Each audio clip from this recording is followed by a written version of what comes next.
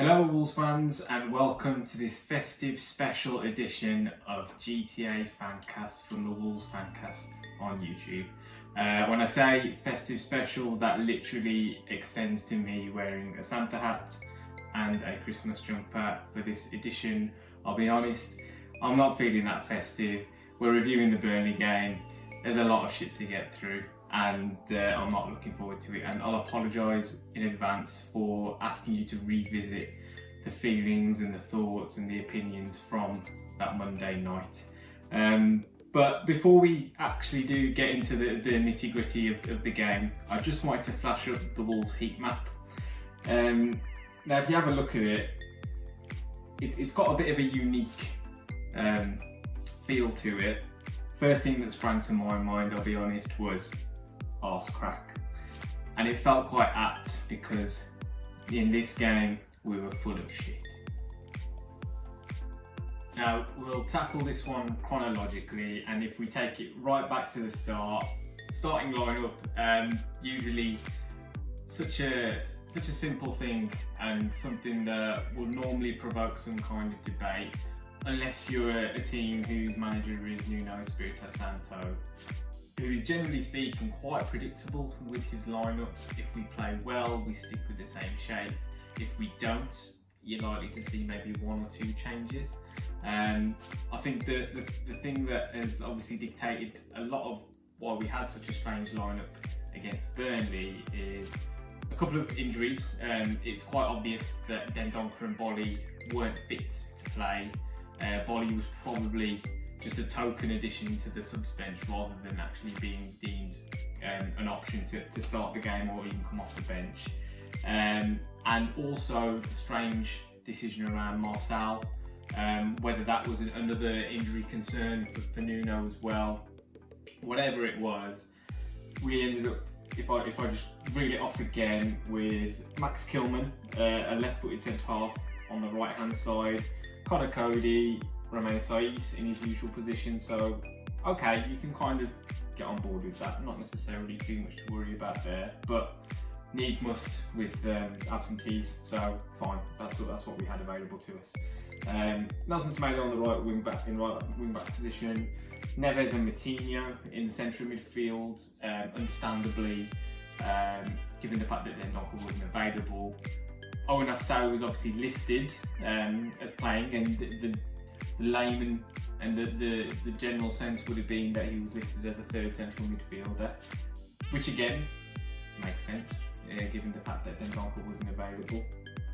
Left wing back was Ryan Aid-Nouri, which was a surprise, I think, to all of us. I like what I've seen from him, to be honest, and it felt like a positive move. If Marcel is considered a more steady option, I like the idea of, if we're not going to start with, as an example, Fabio Silva up front, having a bit more of an attacking option on the left-hand side, that works for me, to be honest. And then you had Neto and Cadence listed as the two nominal forwards as well. Now when the game kicked off, it was clear that wasn't the case, and this man, Owen Otasawi, was being fielded in some kind of strange hybrid midfield attack kind of role, where he was dropping into the pockets to pick up the ball, but also being asked to kind of fight with the centre halves when the ball was played up to him and stuff. And he was clearly quite ill at ease with what was being asked of him. Not discrediting him at all. He's a young kid who has, up until this point, played 45 minutes of Premier League football, in which we won. And he played well in his time on the pitch against Chelsea. But to then throw him into a game against Burnley on the premise that he's been asked to provide a physical presence, felt very reckless and unlike something you would expect of Nuno from my perspective. I think for a start, it goes to show that Sean Dyche has got him slightly rattled. I think Nuno seemed to overthink the idea of having a bit more of a physical presence against Burnley was necessary, when you consider that we have a lot of talent available to us. Let's not play Burnley's game, let's play our own game. And what ensued was clearly that Wolves played into Burnley's hands. Now, if we have a look at Otasawi as an individual, I'll just flash up some of his statistics from the games. And when you think about him being asked to probably come back and mark on set pieces, just be a bit of a combat to that physical presence of the likes of Ashley Barnes, Chris Wood, Tarkowski, me. He actually did pretty well in terms of clearances, headers won in an attacking sense, a defensive sense, and he was getting battered from pillar to post, to be honest, which I'm sure he wasn't necessarily absolutely prepared for, but was certainly maybe expected it a little bit. But Nuno's kind of thrown him under the bus, I think, here, and the overarching theme of all the reaction after the game has been why Al-Sawi played in the position that Fabio Silva was perfectly capable of playing. Hindsight is a wonderful thing, and I always caveat that I'm looking back at games with hindsight, and it's much easier to do that than me to go out and suggest to Nuno this is how we should be playing before the Burnley game. Absolutely throwing my hands up to that, but clearly we got it wrong on Monday. Now, I also wanted to just quickly touch upon the fact that in the early parts of the game, we actually did okay. And if you have a look at how the pass map for up until the first goal being conceded, there wasn't necessarily too much of a pattern of play emerging from either side. I think if you look at the Wolves pass map, a lot focus down the right hand side. Semedo is an absolute magnet for the ball. It's clear that he's given a responsibility to have the ball and be the option to progress the ball up the field from.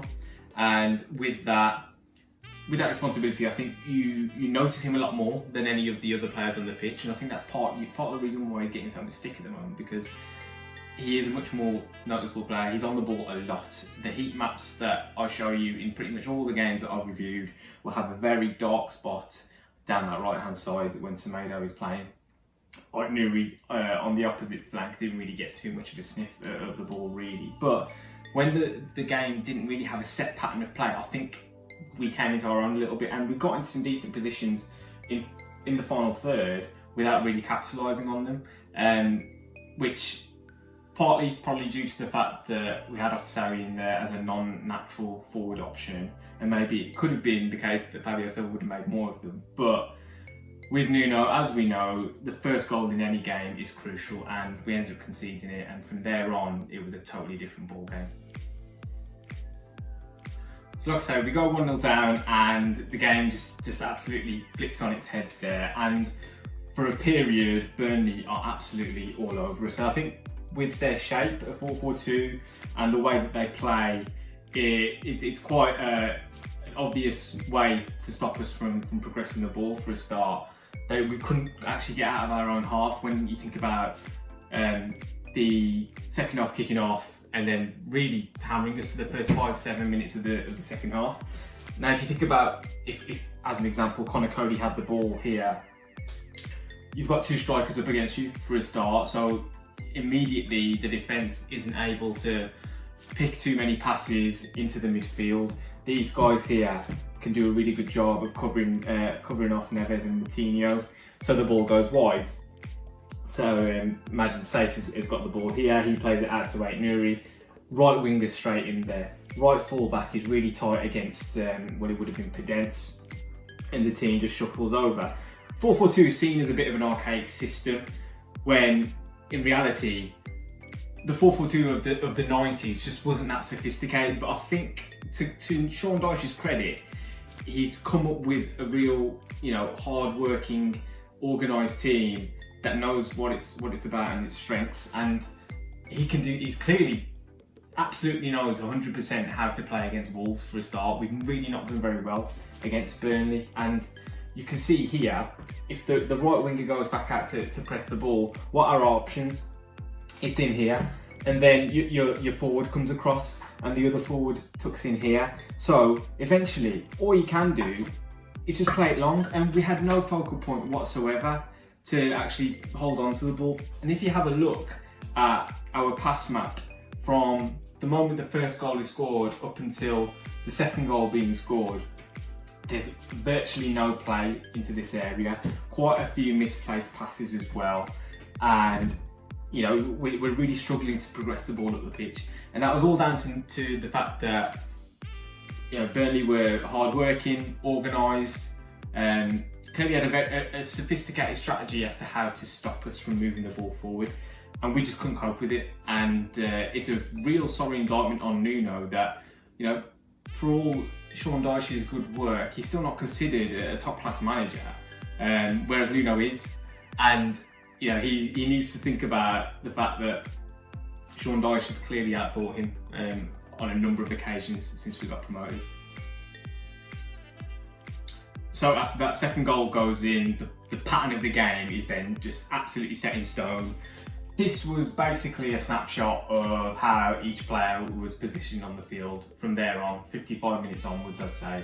It was quite obvious that Burnley were happy with their lot, 2-0 up, and they had no reason to go chasing the game. And then it just becomes an exercise of, well, where do you want Wolves to go with the ball? We've reverted to the 4-2-3-1, which, as I've shown in previous tactical reviews, that it's not a system that we have a sophisticated pattern of play to progress the ball with. It's a get it wide and cross it system, and especially when you think about the fact that Neto, the left footer, is positioned out wide on the left, and Traoré is very much positioned out wide on that flank.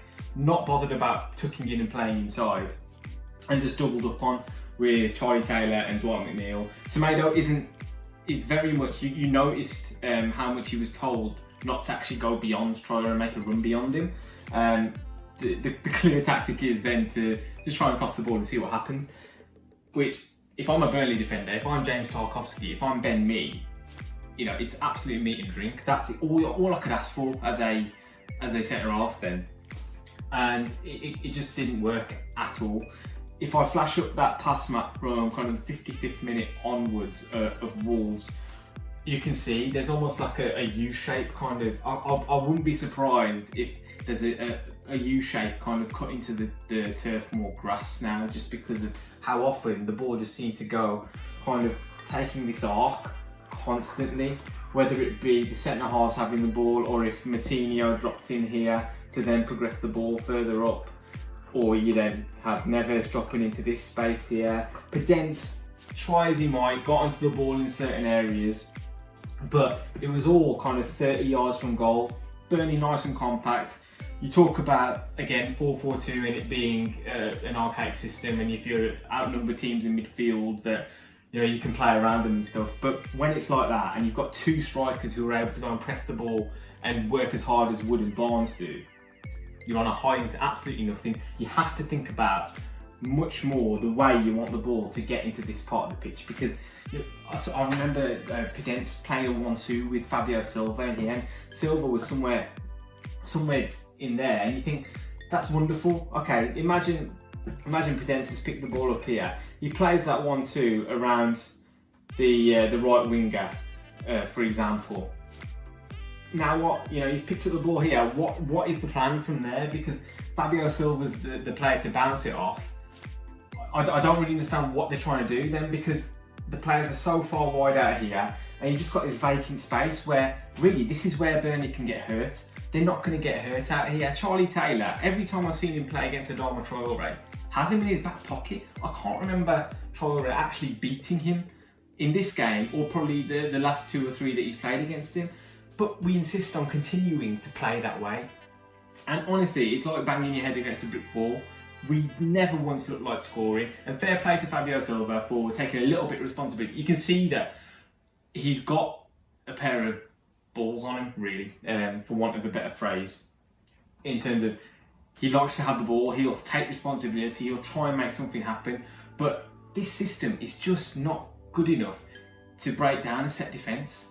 We need teams to come out of us and play, and you can't insist on that from any team in the Premier League. If they're going to set up and they're happy to sit in this shape, you have to do more. And we have more in the locker. We've got players to do it, but Nuno is keeping that leash on. It's all well and good doing it against Chelsea, who will look to take the initiative in a game against us.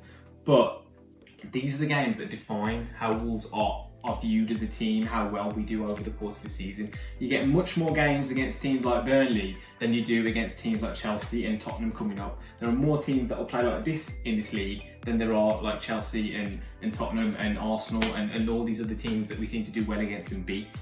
So we need to start figuring out a way how to overcome teams like this, because at the moment we just don't look like scoring. Regardless of whether Jimenez was on the pitch, I don't think he would make too much of a difference against Burnley on Monday night, but answers need to be provided soon. But we'll leave it there, guys, on Burnley. I don't want to kind of torture us or myself anymore on that game, but we can get back on the horse against Tottenham. So all that's left for me to say is I hope you all have a safe and happy Christmas, and I'll see you after the break.